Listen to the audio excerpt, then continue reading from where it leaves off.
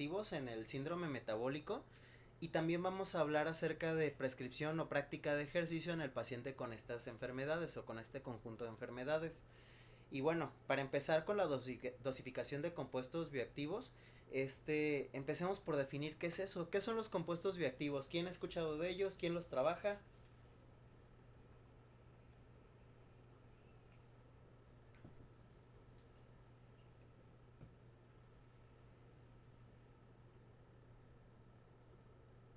¿Nadie? Está bien. Bueno, los compuestos bioactivos son uno de los apartados de la nutrición funcional. La nutrición funcional es una tendencia actual en nutrición. La nutrición funcional podríamos entenderla como el área de la nutrición que se dedica al uso de compuestos bioactivos o de nutrientes funcionales o alimentos funcionales para el tratamiento y complementación de dietas específicas a enfermedades. La nutrición funcional ha evolucionado muchísimo. De hecho, los compuestos bioactivos y demás cada vez vemos que hay más evidencia respecto a su uso y precisamente ya hay incluso protocolos, porque antes era muy ambiguo. El uso de alimentos funcionales, de alimentos como tal es el caso, por ejemplo, de la cúrcuma o de los fitoenos, antes era muy ambiguo. Antes nada más escuchábamos cosas como, pues es que la granada es anticancerígena. Bueno, hoy en día vemos que ya existen ya hay una utilización de sustratos para la para la correcta práctica y prescripción de la dieta y estos alimentos o nutrientes funcionales. Por ejemplo, ya sabemos cuál es la dosis que deberías manejar de sustratos como la coenzima Q10, el resveratrol, los licopenos, la inulina, etcétera, etcétera, y el efecto que ésta tiene en diferentes patologías, al menos en la prevención y en algunos casos ya en el tratamiento como tal. Creo que por ahí alguien mandó un mensaje, nada más que no puedo ver mensajes aquí en la computadora a partir de esta aplicación. Este, ya me apareció. Sí, sí estoy grabando la clase. Bien, les presento aquí algunos efectos biológicos de algunas moléculas y encontradas en algunos alimentos o compuestos bioactivos. Por ejemplo, antioxidantes. Antioxidantes tenemos moléculas que neutralizan y estabilizan especies reactivas como las del nitrógeno, las del oxígeno.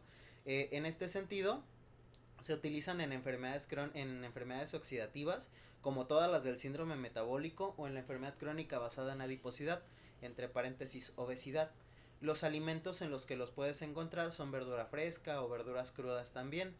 Tenemos antiinflamatorios. Los antiinflamatorios son mediadores de los procesos de inflamación. Por ejemplo, los procesos de inflamación secundarios a eventos como la adiposidad que ya habíamos visto. Si ustedes recuerdan, habíamos hablado acerca de cómo la adiposidad o la ganancia de peso es inflamatoria. Y bueno, en este caso tenemos que se pueden utilizar precisamente en ese trastorno de la enfermedad crónica basada en adiposidad. Y tenemos algunos sustratos como el omega 3, que es propiamente antiinflamatorio.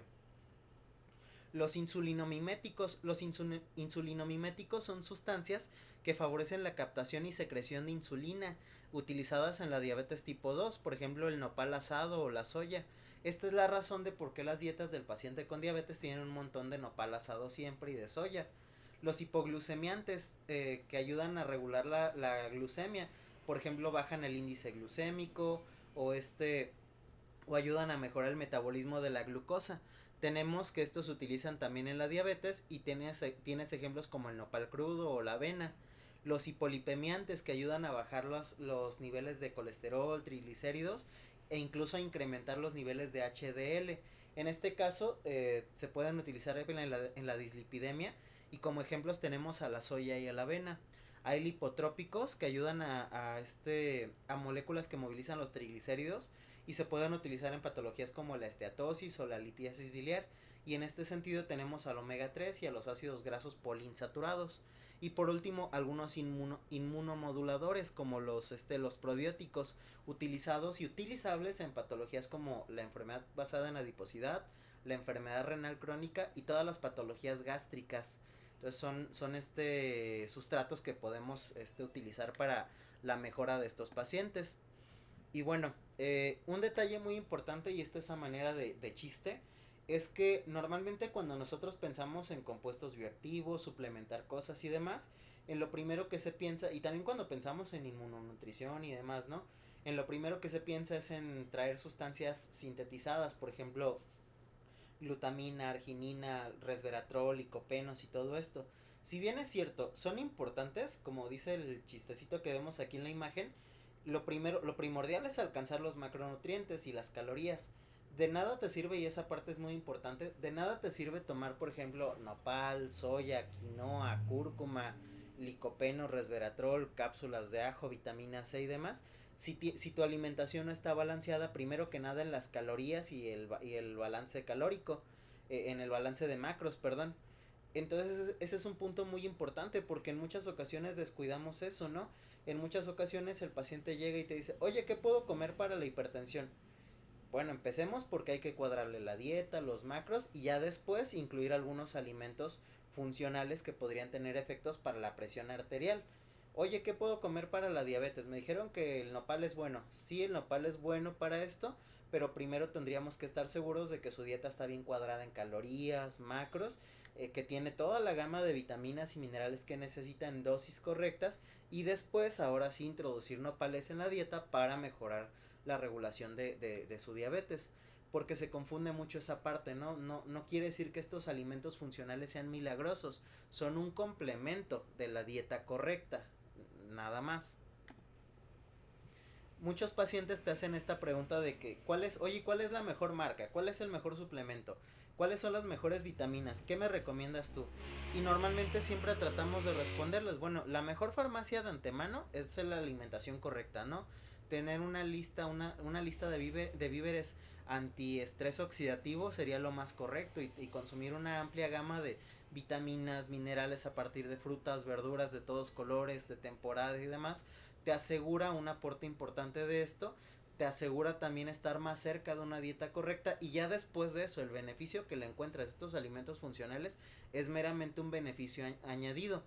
No confundir con esta parte de cuando el paciente los consume porque aparentemente estos serían como lo mejor del mundo, no es así necesariamente. ¿Hasta aquí alguna pregunta, dudas? No. No, profe. Muy bien.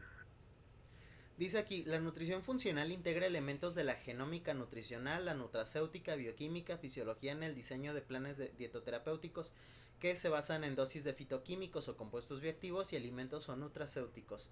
Básicamente la nutrición funcional tiene que cubrir con varias aristas, varias áreas. Primero que nada tienes que evaluar la dosis. La dosis no es lo mismo que un equivalente en nutrición funcional. Aquí tendrías que revisar cuántos miligramos de ese compuesto bioactivo hay según el número de dosis o de gramos de alimentos.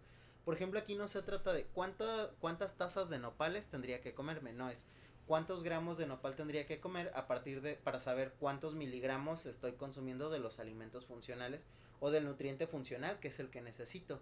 Aquí no es cuántas tazas de café me puedo tomar, no es cuánta cafeína hay según el café que estás tomando para saber la cantidad que necesitas contra la que estás consumiendo en realidad.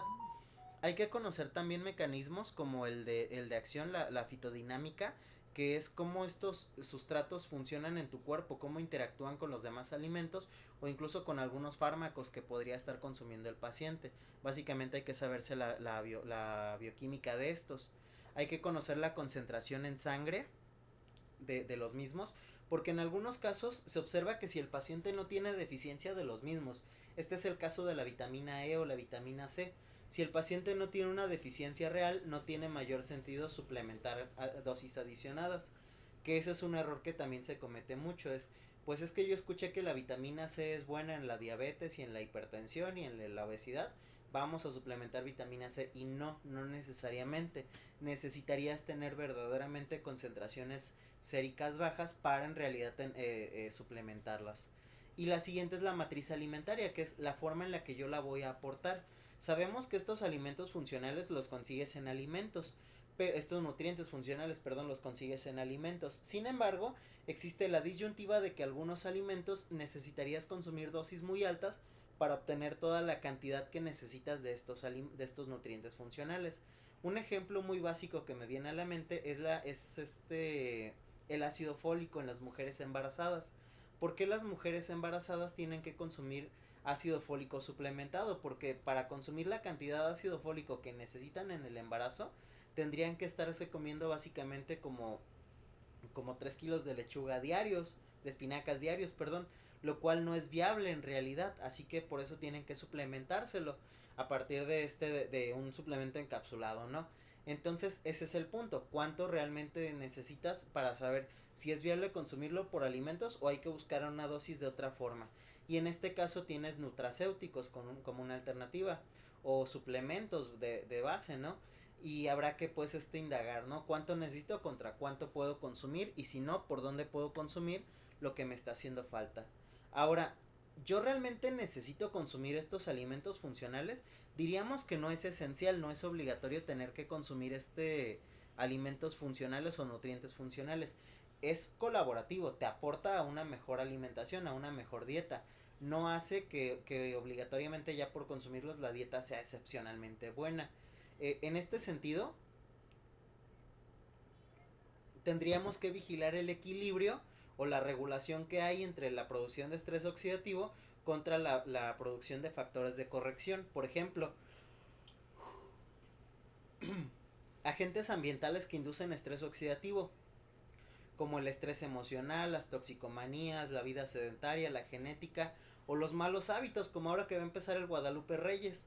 Bueno, tú desarrollas malos hábitos precisamente por la cultura del ambiente, y los mecanismos de reparación no son suficientes, los mecanismos de reparación ya los conocemos: la dieta correcta, el ejercicio, un estilo de vida activo, el descanso correcto y el manejo del estrés de forma importante. Y bueno, si esta corrección, si evento no se da, entonces sí, probablemente sería una buena idea que estuvieras consumiendo estos alimentos funcionales. Si no de otra forma, pues bueno, en teoría con la dieta correcta tendrías que tener más que suficiente para corregir tus hábitos, ¿no? Tu estrés oxidativo, perdón. Vamos a empezar a revisar algunos alimentos funcionales y algunas dosis que podrían ser adecuadas en algunas circunstancias. Empezamos primero con los betacarotenos. Como sabemos, los betacarotenos son antioxidantes esenciales, importantes, unos de los más potentes que podemos encontrar en la naturaleza. Y menciona aquí: cuando se observa la relación entre el consumo de betacaroteno e infarto agudo a miocardio, se encuentra que los individuos que consumían mayor cantidad tenían menor riesgo de infarto, sobre todo a expensas de los fumadores. Es decir, un paciente con alto riesgo cardiovascular se favorece de una dieta rica en betacarotenos. A los consumidores de dietas con más carotenoides se les observa un menor riesgo de cáncer de pulmón. Entonces, los betacarotenos serían agentes importantes en la disminución del riesgo cardiovascular para un infarto agudo de miocardio, o también en el riesgo de cáncer de pulmón, principalmente en fumadores. Si tú fumas, tendrías que estar suplementándote buenas dosis de betacarotenos. Aquí sí sobrepasar un poco la ingesta diaria recomendada. Tenemos a la vitamina C. La vitamina C es hidrosoluble, elimina radicales libres y principalmente también ayuda a eliminar especies reactivas del oxígeno y del nitrógeno. Es antioxidante y demás. Ahora aquí dice: destruye eficazmente las nitrosaminas a través de procesos radicalarios, y se le atribuye un efecto anticancerígeno frente al humo del tabaco. Igual, eres fumador, a tomar vitamina C. Disminuye la inhibición de invasión tumoral, y en algunos estudios se ha encontrado una mortalidad coronaria, cardíaca y global en relación inversa a la toma de vitamina C. Es decir, entre más vitamina C, menor mortalidad coronaria. Entre menor ingesta de vitamina C, mayor era la mortalidad coronaria. Esto es importante. Sin embargo, hay que recordar que hay una dosis máxima tolerada de vitamina C, y esta vitamina es altamente tóxica, podría generar toxicidad si te excedes. ¿Alguien sabe cuál es la dosis máxima tolerada de vitamina C por el organismo?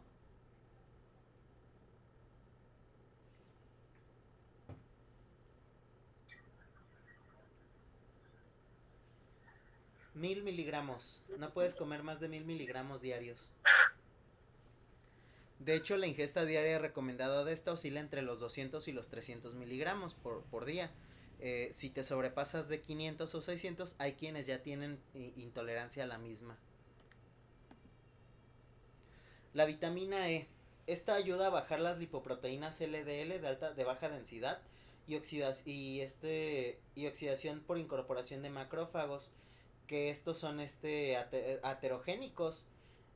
Dice aquí, diversos estudios han mostrado una correlación inversa entre niveles de vitamina E y eventos cardiovasculares negativos. Otra vez, mayor ingesta de vitamina E o mayor concentración de vitamina E a nivel sérico, menor incidencia de eventos vasculares. Por el contrario, menor concentración de vitamina E sérica, mayor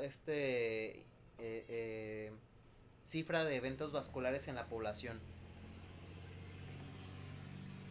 Tenemos compuestos fenólicos. Estos compuestos fenólicos, como las catequinas, quercetinas, antiocianidas, protegen a las plantas contra los daños oxidativos y tienen el mismo efecto en el ser humano. De hecho, muchos componentes para las plantas, de los que compras para tus plantas, tienen compuestos fenólicos, principalmente las quercetinas. Y pues bueno, estos tienen efectos importantes para la disminución del estrés oxidativo. Inhiben la producción de especies reactivas del oxígeno y del nitrógeno también. Actúan como bloqueador de la acción de las enzimas específicas que generan radicales libres.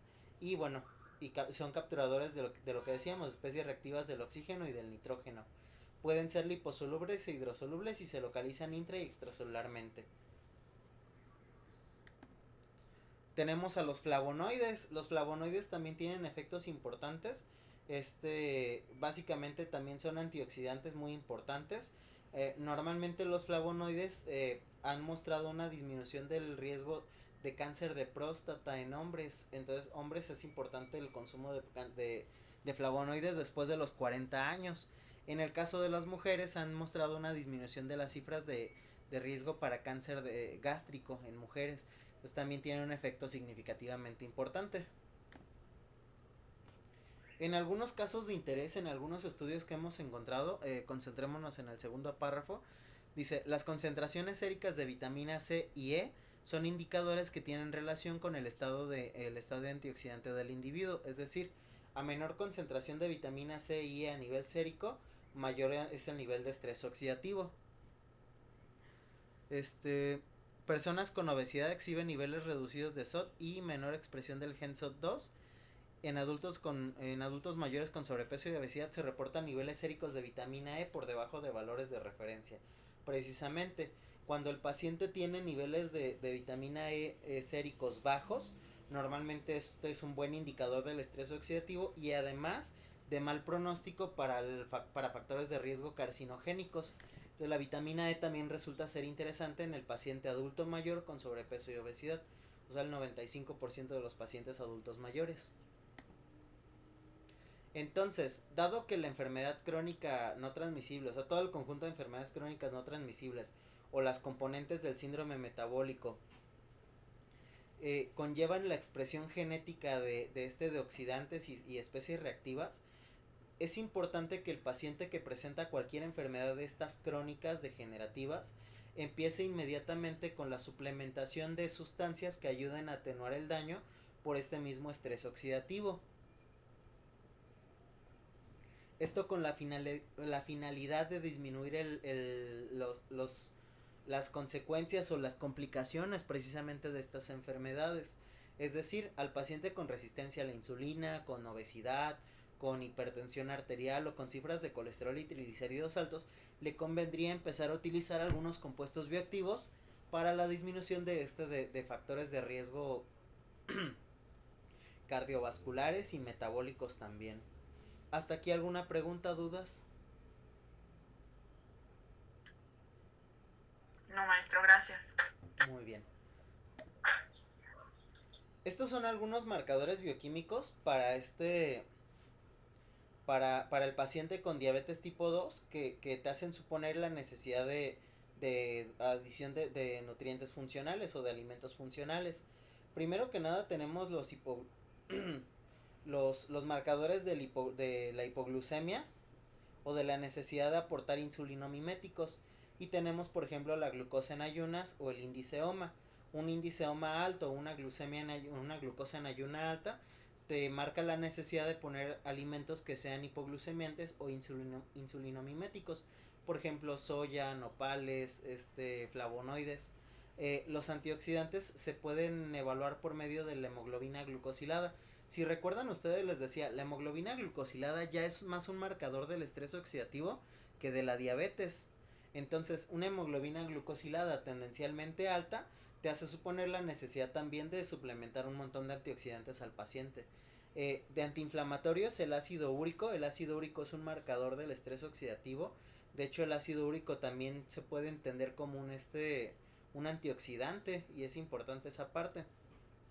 El factor de necrosis tumoral alfa o la interleucina 6 son marcadores que nos pueden o nos permiten evaluar el estado inflamatorio. Si estos están altos, hay un estado proinflamatorio, y entonces algunos sustratos como por ejemplo el omega 3, las quercitinas podrían ayudar a la disminución de este estrés oxidativo y estados inflamatorios. Y los hipolipemiantes, o los que te ayudarían a bajar los lípidos en sangre, pues bueno, ante la presencia de triglicéridos, colesterol o LDL. Básicamente, si yo les digo que tengo un paciente con colesterol total elevado, ¿qué le empezarían a poner ustedes? Regresemos a las primeras tablitas. Aquí. Si les digo que tengo un paciente con colesterol total elevado, ¿qué alimentos empezarían ustedes por pensar en poner en la dieta? Soya y avena. Soya y avena, exactamente. Si tengo un paciente con factor de necrosis tumoral alfa elevado, ¿qué le pondríamos? Recordar, el factor de necrosis tumoral alfa sería marcador de la inflamación. Omega 3. Omega 3, exactamente. Si tengo un paciente con hemoglobina glucosilada de 6.4, El nopal y la soya. nopales, soya y avena. Muy bien, exactamente. Y entonces en la dieta los menús también sería bueno que ya empezaran a llevar estos alimentos varias veces para tratar de ayudar con este efecto. Ahora, vamos a ver algunos alimentos igual y con algunas dosis que se han encontrado ya en la literatura, dosis ya estandarizadas que tienen algunos buenos efectos. Por ejemplo, tenemos el nopal. El nopal es maravilloso, ¿no? El nopal es un alimento funcional impresionante. De hecho, hay un chiste que me dijo una compañera maestra de una escuela de Guadalajara hace poco. Dice, a ver cómo era. Dice que los alumnos de nutrición que van a hacer su tesis y presentan un protocolo de tesis que tiene que ver con el nopal. Y es, otra vez nopal. Pero nopal y el efecto antiinflamatorio. Entonces sí. Es un mal chiste, olvídenlo. Bueno, el nopal tiene efectos hipoglucémicos e insulinomiméticos, como habíamos visto. Esto tiene que ver con muchas cosas, por ejemplo, la gran cantidad de fibra que contiene, la gran cantidad de vitaminas antioxidantes que contiene y demás. En sí, se ha encontrado que la dosificación de nopales en la dieta del paciente con resistencia a la insulina y diabetes tiene buenos efectos en el control de las cifras de glucemia. Más o menos un empleo de 100 a 500 gramos de nopales asados 20 minutos antes de la comida ha mostrado tener un efecto favorable sobre los niveles de glucemia en personas con diabetes tipo 2. Yo lo que acostumbro a hacer es ponerle a los pacientes nopales en la mañana en cuanto despiertan y por ahí de la colación de la tarde. Esto con la finalidad de ayudar a una disminución del índice glucémico y las cifras de glucemia durante el día. Tiene un efecto insulinomimético relacionado con la activación de las incretinas. Las incretinas que han sido muy estudiadas por el efecto que tienen en la regulación de las cifras de glucemia y la producción de insulina propiamente. El nopal crudo licuado ha mostrado tener efectos hipoglucemiantes agudos, o sea, más pasajeros, ¿no? Pero también son interesantes. Por ahí, por ejemplo, los que toman jugo verde. El jugo verde que no lleve nada de azúcares, que sea, por ejemplo, puro nopal con apio, por ejemplo, pepino tal vez, ha mostrado algunos buenos efectos en las cifras de glucemia previas al momento de ingestión de altas concentraciones de azúcar simple. Entonces de pronto en algunos tiempos donde el alimento o el menú que le pones es de alto índice glucémico, ponerle algo como eso, un jugo verde, podría tener algún efecto significativo. Recordar que con los jugos hay muchas discrepancias, por ejemplo, está el tema de la inactivación de las vitaminas y demás, totalmente cierto, pero en este sentido lo que buscamos nada más es la inhibición del índice glucémico, no lo toman por temas de vitaminas y cosas así. Los hipolipemiantes o los que nos ayudan a bajar los lípidos en sangre, tenemos la soya y los fitoesteroles. Dice aquí en el tercer párrafo, el consumo de 3 a 50 miligramos por día de fitoestrógenos ha mostrado efectos positivos sobre el perfil de lípidos en personas con resistencia a la insulina y diabetes, específicamente reducción de colesterol total y aumento de HDL. El consumo de 100 gramos de leche de soya o de tofu proporcionan alrededor de 45 a 250 miligramos de isoflavonas respectivamente, y estas también tienen este efecto hipolipemiante. El procesamiento de la soya reduce su aporte de isoflavonas en 80%. Entonces hay que tener cuidado con esa parte. La soya tiene buenos efectos en el control de la glucemia, perdón, de los lípidos en sangre, y parecería ser un alimento interesante para agregar a la dieta del paciente, principalmente con colesterol y triglicéridos elevados. Recordar que en el tema de la soya hay disyuntivas entre dar demasiada soya a los hombres no es tan buena idea. ¿Alguien sabe por qué dar mucha soya a los hombres no es buena idea? Por los estrógenos. Por los estrógenos. Las flebohormonas. Exactamente. La soya parece incentivar la producción de hormonas femeninas como los estrógenos. Entonces en los hombres no es buena idea la soya.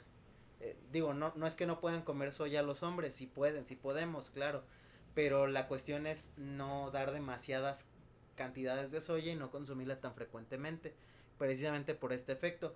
Uno de los efectos secundarios más importantes con la sobreconsumo de soya en hombres son efectos como ginecomastia, ¿no? Entonces no es agradable para el paciente masculino. Ahora, el consumo de proteína de soya, más o menos de 5 gramos por kilo por día, en personas con resistencia a la insulina o diabetes, reduce la excreción de albúmina urinaria, aumenta el colesterol HDL e incrementa significativamente el filtrado glomerular. La soya es buena para el paciente nefrópata. Por eso al paciente nefrópata le ponemos leguminosas, y las leguminosas se las ponemos preferentemente como soya, evitando frijoles, lentejas y demás, mejor soya, porque sí ha mostrado aumento de la tasa de filtrado glomerular. El contenido total de isoflavonas en los productos de soya depende de factores como la variedad del frijol, el área de cultivo y el tipo de cosecha.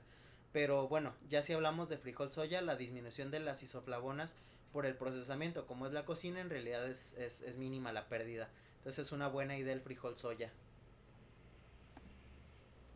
Tenemos a la avena. La avena es un alimento pues prácticamente mágico, ¿no? Milagroso. Te da todo. Te da hidratos de carbono de fácil absorción y digestión, altas dosis de hierro, magnesio, potasio, sodio, vitaminas del complejo B y vitamina E. Tiene 54% de grasa no saturada y 46% de ácido linoleico. Básicamente es genial, te ayuda a disminuir el factor de necrosis tumoral alfa, lo cual significa disminución de los efectos inflamatorios por este tipo de enfermedades. Entonces la avena es un alimento que realmente sí se debería incluir varias veces. Básicamente les diría que de avena poner la mayor cantidad que se pueda en la dieta es correcto, ¿no? Y la ventaja es que hoy en día contamos con la opción de muchas recetas con avena, panes de avena, galletas de avena, etcétera, etcétera, que normalmente a los pacientes no les son desagradables, de hecho son bastante aceptadas o más bien muy bien aceptadas por los pacientes. Y entonces es un alimento que te permite trabajar muchas recetas, que te permite trabajar muchas formas de preparación y que tiene muchos usos para el trabajo ya directamente de los valores de inflamatorios y de colesterol del paciente.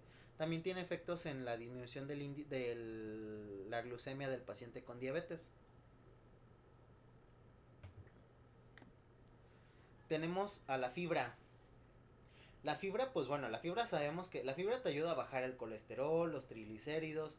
La fibra tiene efectos gastrointestinales importantísimos. ¿Se acuerdan que mencionábamos cómo La correcta función gastrointestinal tiene un efecto muy importante o un efecto muy significativo en la salud del paciente, en la salud inmunológica del paciente crónico. Un paciente con una buena salud gastrointestinal es un paciente con una buena inmunidad. Hay una relación muy directa entre estos dos. Y bueno, el consumo diario de fibra soluble de 3 gramos disminuye el colesterol total en 0.13 milimoles por litro. Dice el consumo de 9 gramos de inulina por 4, la inulina de agave que se puso de moda hace un tiempo, muestra un efecto sobre el perfil de lípidos en personas con sobrepeso, obesidad y diabetes tipo 2. La inulina se puso de moda hace poco, de hecho ahorita es incluso algo cara conseguirla.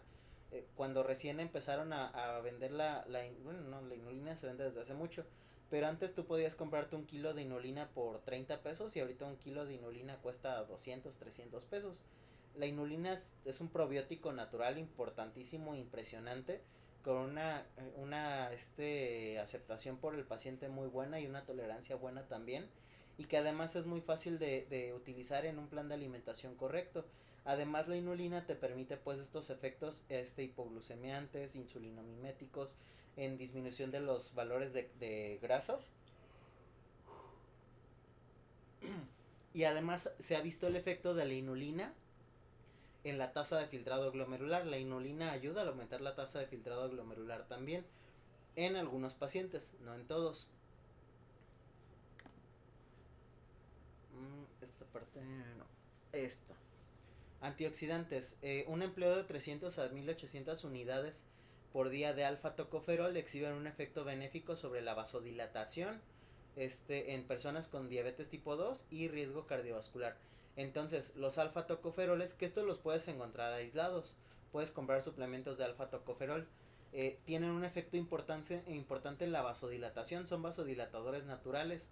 De pronto estos se llegan a utilizar hasta en los deportes como por el efecto vasodilatador para aumentar el rendimiento físico de deportistas, y tienen una significancia interesante, ¿no?, para el tratamiento de estos pacientes con riesgo cardiovascular. Los alfa tocoferoles disminuyen la mortalidad vascular.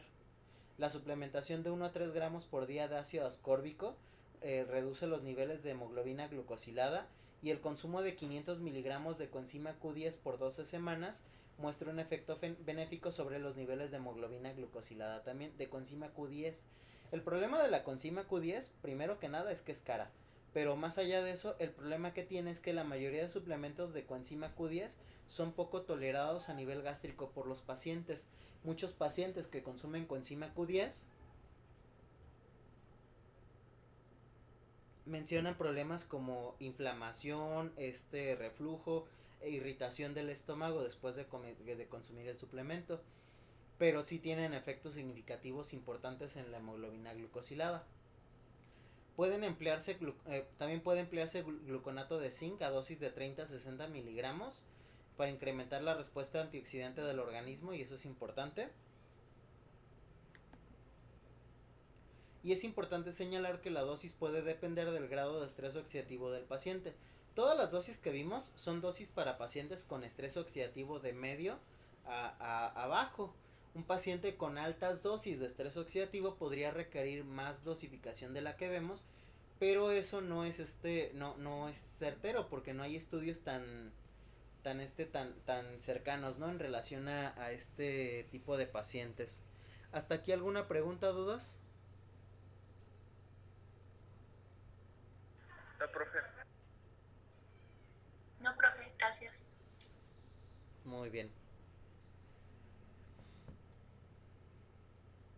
Tenemos antiinflamatorios, como decíamos, el omega 3 y el omega 6, la combinación de omega 3 y 6.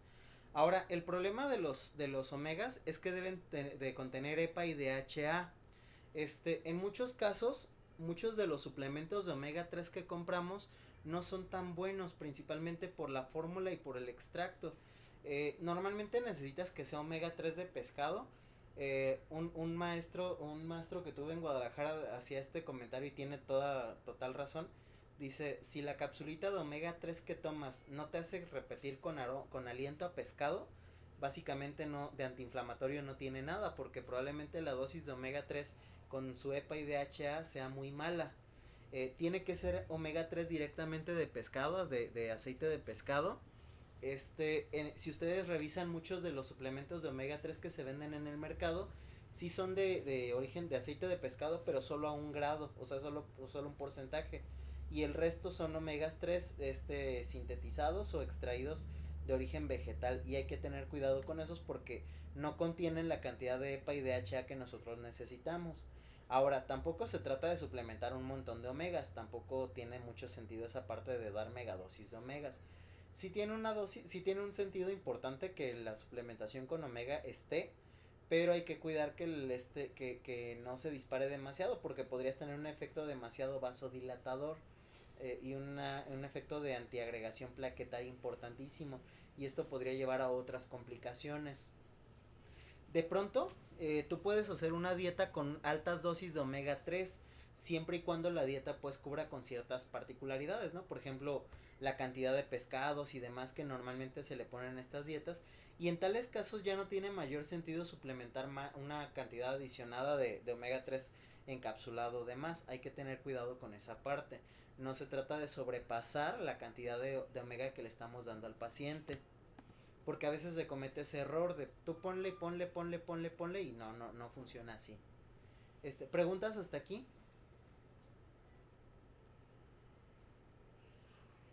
No, profe. Ok.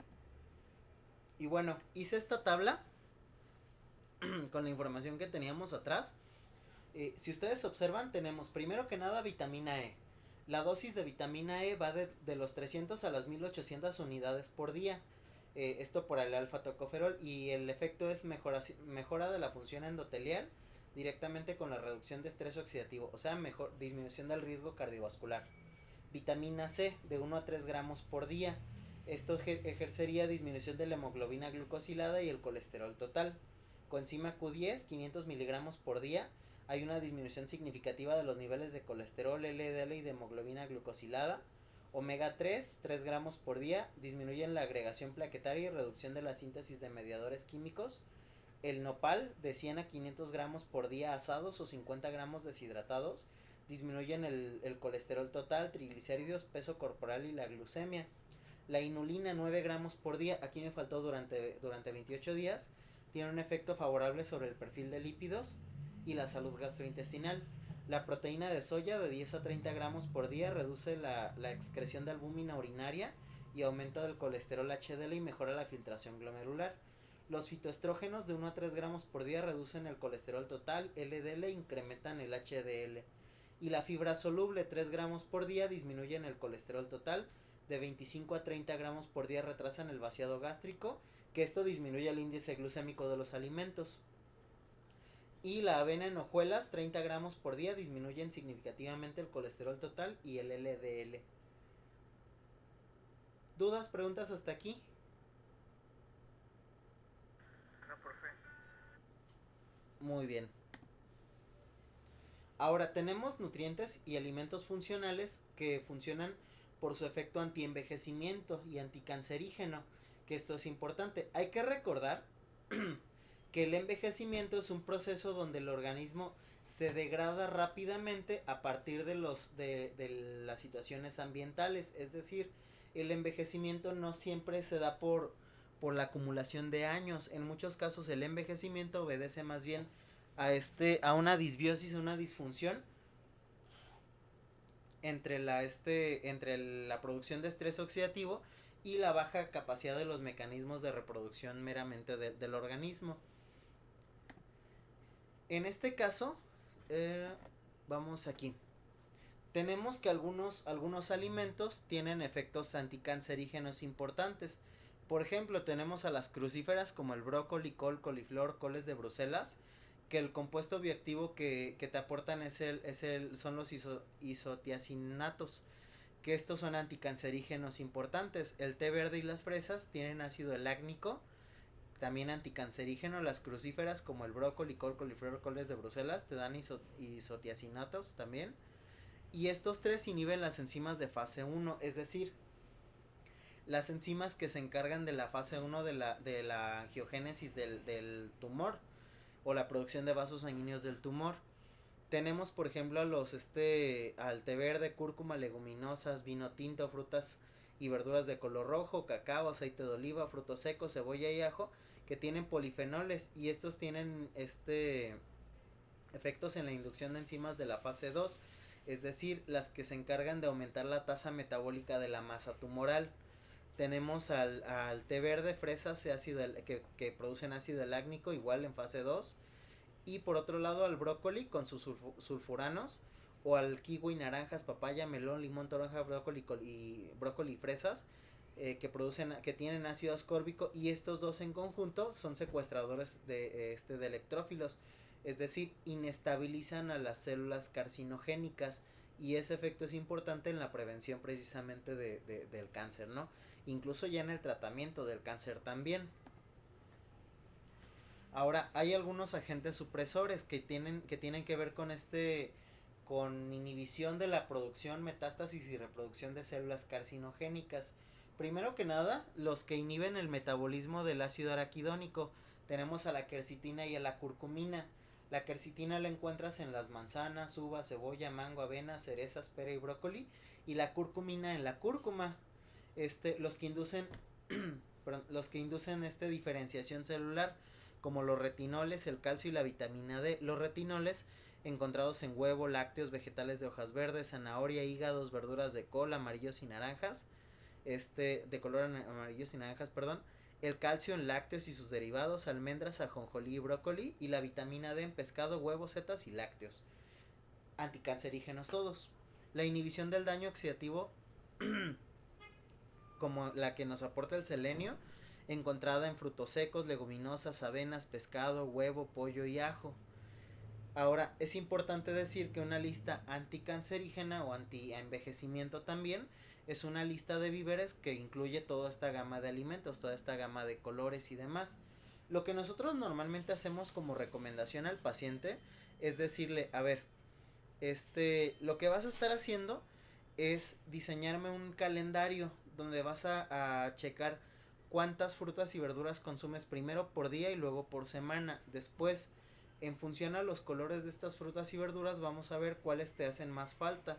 Normalmente agrupamos a las frutas y verduras en 5 colores: verdes, blancas, rojas, azules, moradas y amarillo naranjas. Y entonces tú cuenta cuántas porciones consumes de cada fruta y verdura, y así sabremos más o menos qué es lo que le está haciendo falta a tu plan de alimentación para verdaderamente tener propiedades anticancerígenas, y que esa es la parte pues importante, ¿no? La parte que le buscamos a esto. ¿Hasta aquí preguntas, dudas? No, maestro, todo bien, gracias. Okay. ¿Me dan 30 segundos? Sí, claro. Gracias.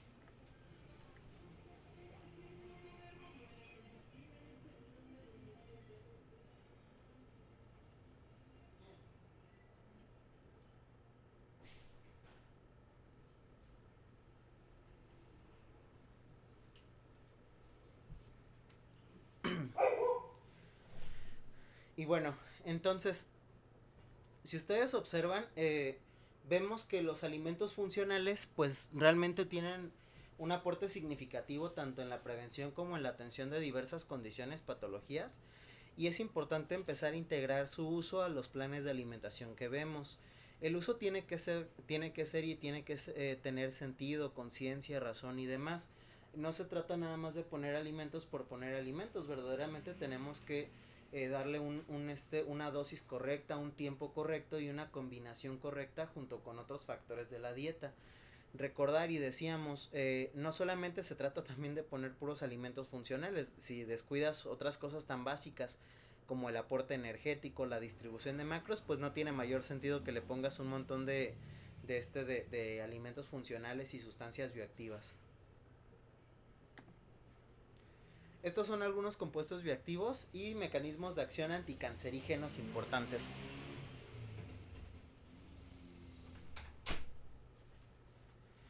Tenemos primero a los licopenos. Los licopenos se encuentran en tomate, sandía, toronja rosada, guayaba rosada, y previenen cáncer de próstata, de mama y de colon.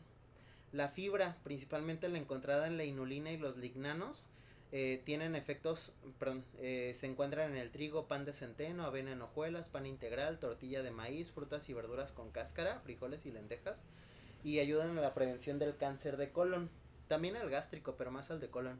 El indol y los glucosinolatos encontrados en las crucíferas tienen efectos para la prevención del melanoma, el cáncer de mama, el de ovario y el de próstata. Los betacarotenos encontrados en el mango, zanahorias, pimiento rojo, amarillo, calabaza italiana y calabaza local tienen efectos en el cáncer de boca, de pulmón y de esófago. La ginsteína encontrada en el frijol, en la soya, lentejas y chícharos, en la prevención del cáncer de próstata y de mama. Y la luteolina encontrada en apio, perejil, brócoli, cebolla, zanahoria, pimientos, coles, en la prevención del cáncer de piel, ovario, mama y de páncreas. Tenemos también al resveratrol, el ácido lácnico y las antiocianidas, encontradas en uva roja, cereza, fresas, arándanos, manzana roja y demás, que previenen cáncer de ovario, de mama, de próstata, colon, piel e hígado. El gingerol y la curcumina, que ayudan a la prevención del cáncer de piel, pulmón y próstata, encontrados en jengibre, curry, cúrcuma y romero.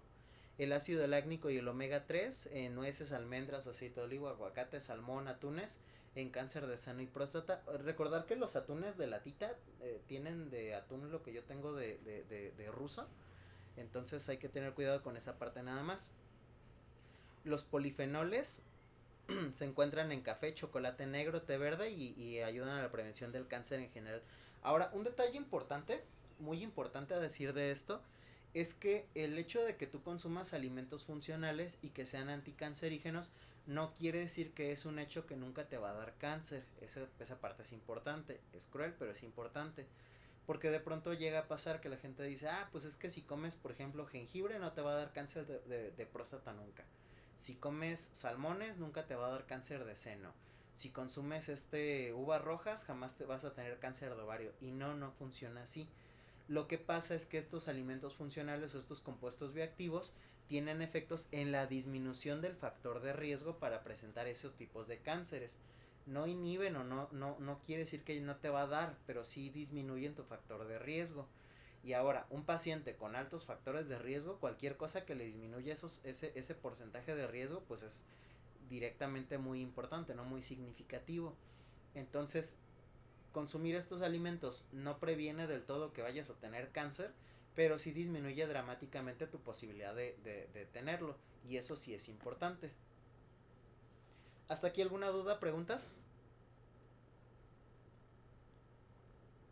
No, maestro, gracias. Muy bien.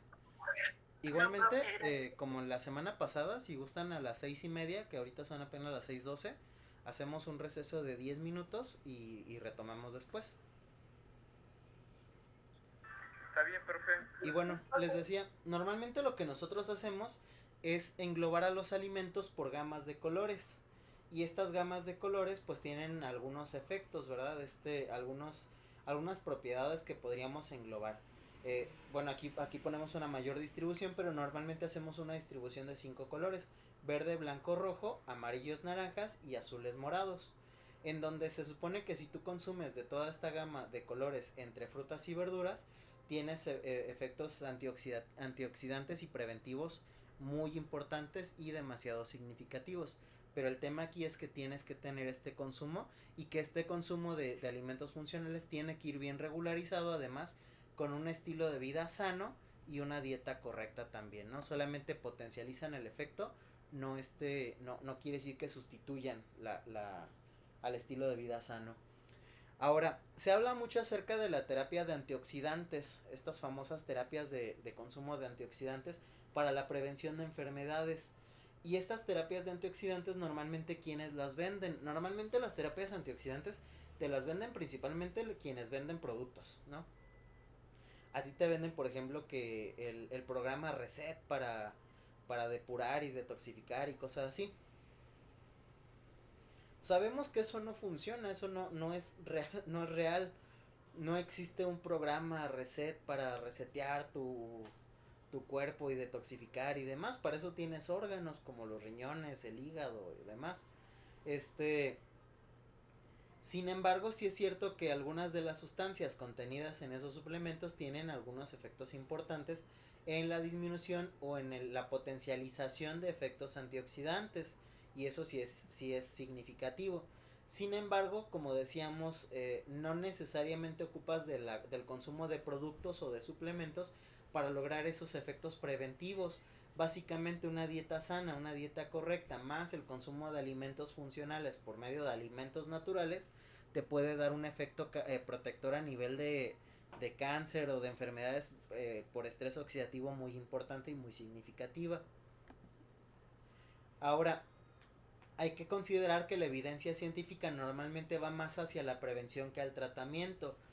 Ese detalle es importante. O sea, si ustedes observan aquí en la balanza, podríamos decir que en materia de prevención hay un total impacto de los alimentos funcionales. En materia de tratamiento de enfermedades, no.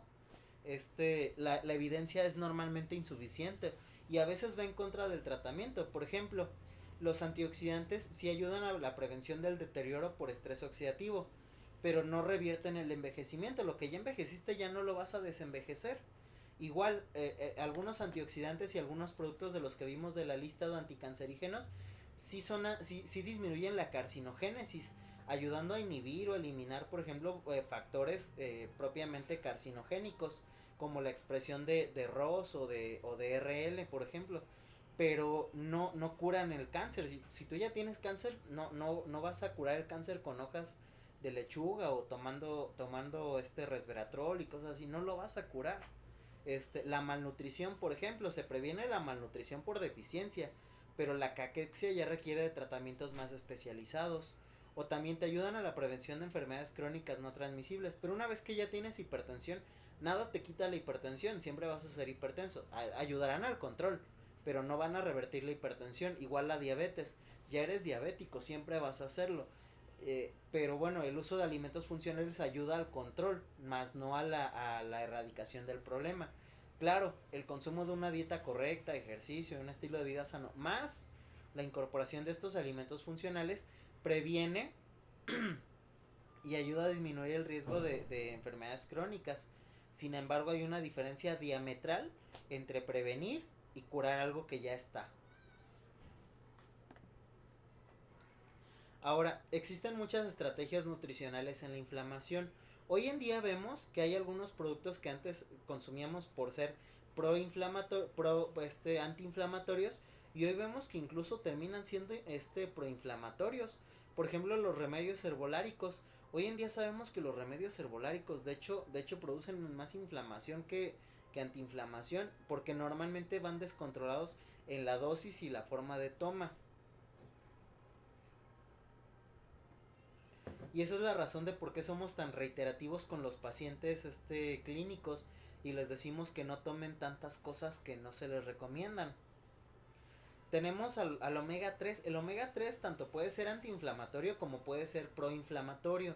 Recordar, decíamos, sobrepasar la dosis de omega 3 convierte al omega 3 en un factor proinflamatorio lejos de su factor antiinflamatorio. Tenemos a los probióticos, y es que los probióticos, mientras que antes eran demasiado estudiados por su efecto favorable, hoy en día ya les empezamos a encontrar sus detalles, ¿no? Hoy en día sabemos que el sobreconsumo de probióticos, lejos de ayudar a la salud del paciente que los consume, una excesiva cantidad puede generar efectos de estrés oxidativo por la sobrepromoción de bacterias. Ahora, el tema central es que son más importantes, hoy en día lo sabemos, son más importantes los prebióticos o la fibra dietética que los probióticos. ¿Por qué? Porque un consumo correcto de prebióticos o de fibra dietética ayuda a que naturalmente en la dieta, en el estómago, intestino y demás, se produzcan esas bacterias.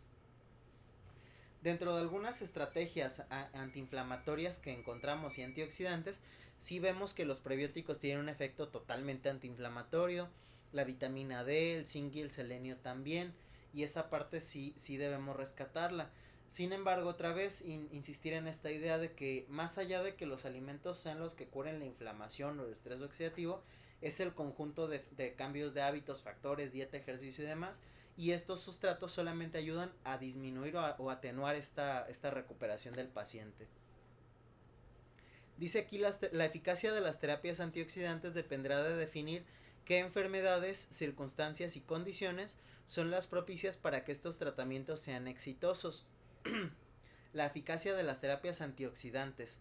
Entonces, la eficacia de estas terapias depende de que la dieta esté bien elaborada, de que haya un plan de control de daños importante y que bueno, las condiciones del paciente permitan que el uso de estos alimentos funcionales tengan efecto, porque si el daño que decíamos ya está y es severo, no van a revertir mucho de lo que ya pasó. Por ejemplo, no van a revertir la diabetes, ¿no? Y hemos hablado de esta lista de víveres inmunocompetentes o anticancerígenos que busca incluir toda la gama de colores, frutas en las frutas y verduras, donde tenemos, por ejemplo, las combinaciones estas que decíamos y que nos permitan ese efecto inmunoprotector, este efecto antioxidativo, este efecto antiinflamatorio. ¿Hasta aquí dudas, preguntas? No, profe. Muy bien. Vemos a los betacarotenos que tienen un efecto, una función mixta, ejerciendo actividad como agente bloqueador y agente supresor. Entonces tienen efectos preventivos efectos preventivos y terapéuticos.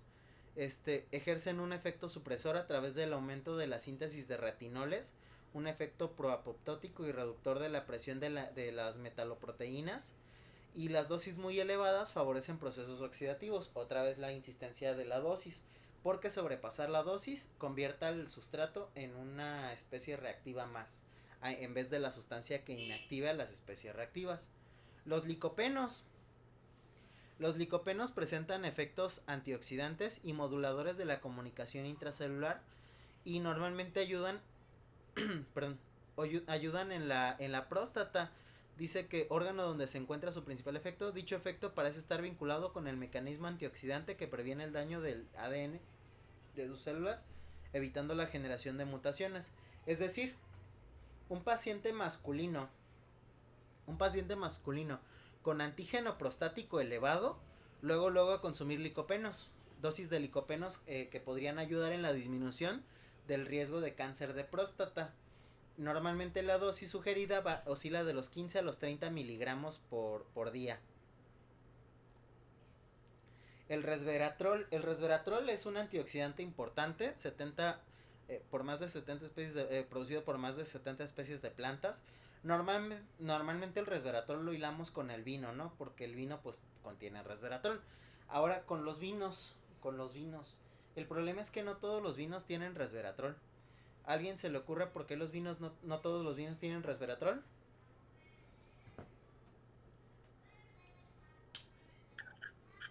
¿Podría ser por la cantidad de uva o el tipo de uva? Sí, y también tiene que ver con la producción, con la forma de producirlo.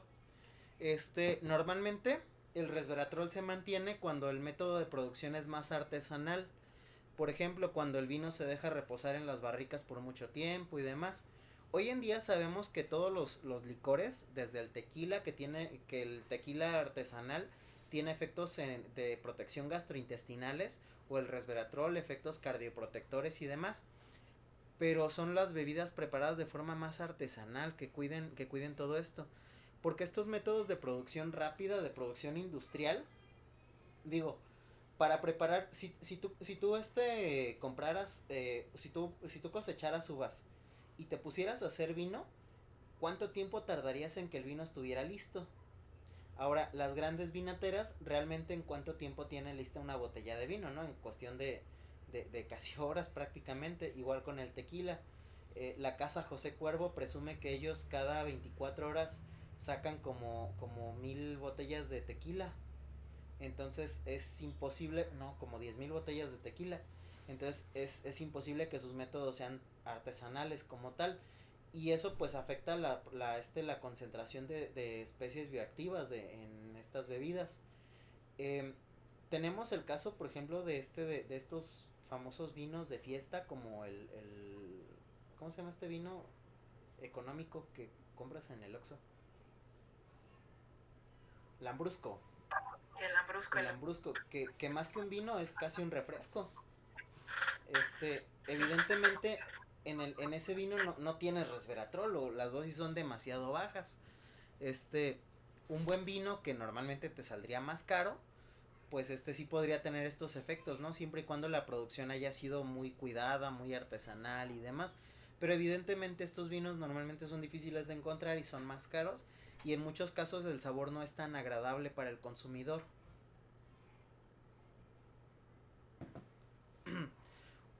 Un tipo de vino que tiene una concentración impresionante de resveratrol es el que contiene mayor concentración de resveratrol que puedes encontrar. Son los famosos vinos congelados que normalmente producen en países más al norte, por ejemplo Canadá o Gran Bretaña. Son vinos cuya concentración de resveratrol es impresionante, es como 10 veces la concentración de resveratrol de un vino normal. Claro, el tema es que también ese vino cuesta como 10 veces lo de un vino tradicional normal, pero la verdad es que tanto el sabor como la concentración de resveratrol es significativamente muy alta. Ahora, la suplementación tendría que ser de 15 a 30 miligramos por día de resveratrol. En el tema del resveratrol decíamos, la forma correcta de consumir el resveratrol sería poder consumirlo directamente de la fruta, de la uva. Sin embargo, tendrías que comer demasiadas uvas y no hay uvas todo el año y las uvas no siempre son accesibles en costo durante todo el año. La ventaja que tienes es que hoy en día puedes comprar nutracéuticos, cápsulas de resveratrol, con dosis muy altas, dosis de 50 a 100 miligramos de resveratrol por cápsula. Entonces la dosis puedes cubrirla fácilmente con esto y realmente no son caras. En el caso del vino tendrías que checar la producción para saber más o menos cuánto resveratrol contiene por cada tantos mililitros y entonces podría ser útil. Recordar que en el tema del vino el problema es que además del vino pues es un alcohol. Entonces hay pacientes que el alcohol no es recomendable, por ejemplo el paciente con diabetes, precisamente porque tiene un mal metabolismo del alcohol. Tenemos la curcumina. La curcumina tiene efectos anticancerígenos muy importantes, pero la curcuma también tiene efectos, o la curcumina también tiene efectos gastroprotectores impresionantemente buenos. De hecho, los pacientes con gastropatías como por ejemplo gastritis crónica, con enfermedad inflamatoria intestinal como la enfermedad de Crohn, o pacientes con gastropatías atróficas, el consumo de tés de cúrcuma parece tener un efecto muy bueno en la disminución de los síntomas y complicaciones gastrointestinales, principalmente cuando la cúrcuma la combinas con miel.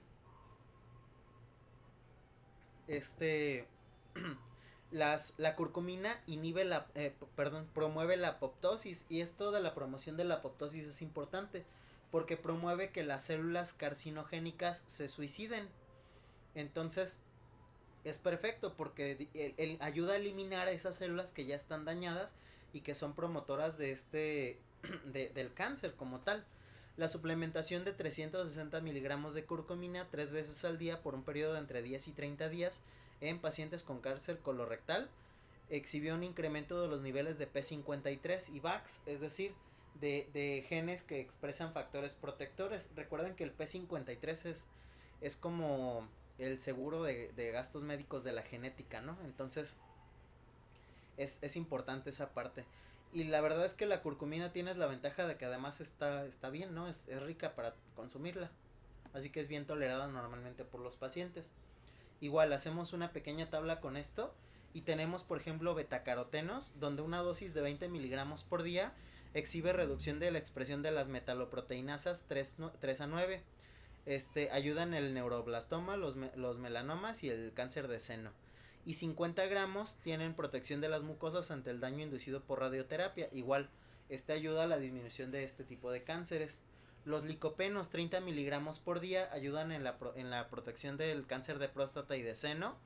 El resveratrol 50 miligramos por día ayuda al cuidado de células sanas y disminuye la expresión de interleucinas, factor de necrosis tumoral alfa y demás.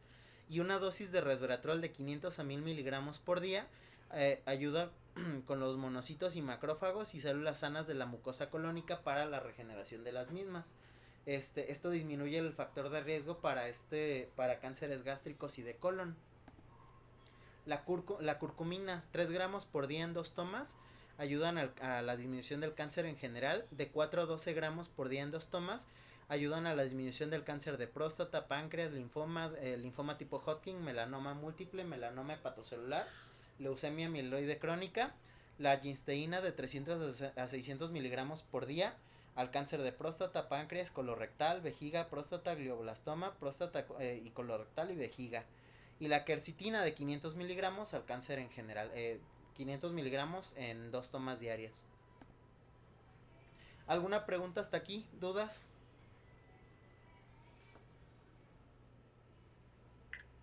Comentaba, maestro, que hay buenas cápsulas de resveratrol. ¿No ocurre como con las de omega 3 que pudieran no ser de buena calidad o alguna cosa así? Sí, sí llega a pasar. Y ahí la verdad es que es bien difícil saber cuáles sí, cuáles no. Normalmente depende del laboratorio que las fabrica, que las produce. Hay que revisar siempre que el laboratorio que las produce esté certificado, primero que nada. Y segundo, que esté avalado como suplemento, como producto suplementario, no como producto naturista. Ese es el tema. Porque en el mercado encuentras muchos productos que se venden como nutracéuticos, pero que están etiquetados en realidad como producto naturista, y esos normalmente no tienen ningún efecto.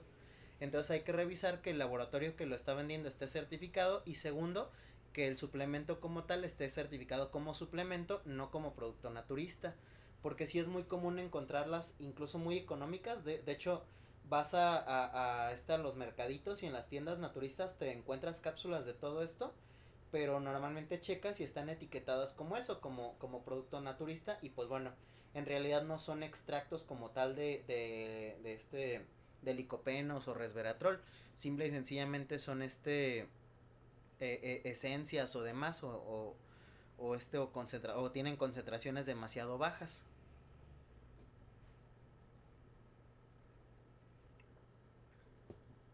Gracias, maestro. No hay de qué. Muy bien, entonces son las 6:30. Se toman 10 minutos y continuamos. Sí, profe. De acuerdo, nos vemos en Sí, 10 profe, minutitos. gracias. Gracias.